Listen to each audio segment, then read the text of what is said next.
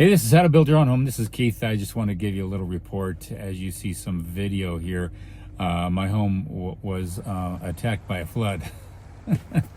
So floods and fires all this summer, and I've been blessed and nothing really tragic has happened, but it did get around the side of the house, backed up about a foot up against the sandbags, up against the garage. There was a good 5 to 6 inches of just silt, which is actually really good garden soil. So that's the benefit. Everybody in the community is mucking out their mud, and they don't know where to take it. And I says, I'll take it because it's got the coal ash in it, basically, which is really carbon 60, which is really good for your gardens, and it's highly nutritious, and it's got a lot of the small debris, organic matter in there, and just a little bit of the natural soils, and that whole mix makes for a great garden soil. I'll have to do a post on that later on. But you learn a lot about floods and water and fire, having built a home that has withstood a really insane fire, and also has been able to deal with some floods.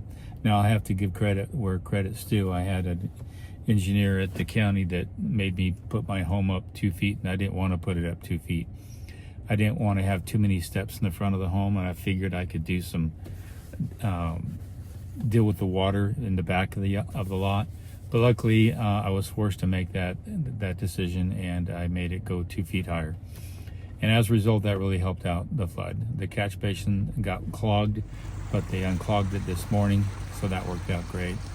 The thing about a fire is that that water, torrential water that comes down, is filled with debris.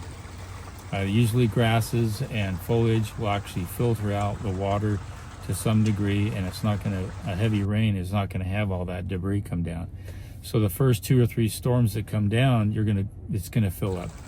And they had a big, huge snuffleupagus inside of my catch basin that I did a video on, and they just sucked that all up this morning, getting ready for some more possible rain tonight. But we survived. I'm thankful for that, and now I'm rethinking how I deal with water even more. And if you've been on my channel for a long time, you know that water is the enemy for just about anything. Down the street from where I live, the water got underneath the asphalt, a brand new asphalt drive. It got underneath the asphalt and literally buckled it. And when you drive over it, it's like you're driving over a bumpy road like that. Water can just literally destroy what you think is a permanent situation. It can get underneath it, it'll get around it. I had one footing where it got around it. The footing's so deep, it's not going to do much damage, but it did get down about 6 or 7 inches. And that's enough to keep going if it wanted to do some real serious damage.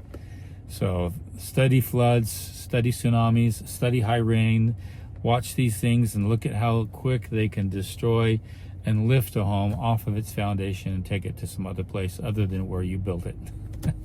So just a real quick report on the flood and how we survived it. And I'll have to give you some more posts and what I'm going to be doing even more on the homes that I'm building. See you next time. This is How to Build Your Own Home.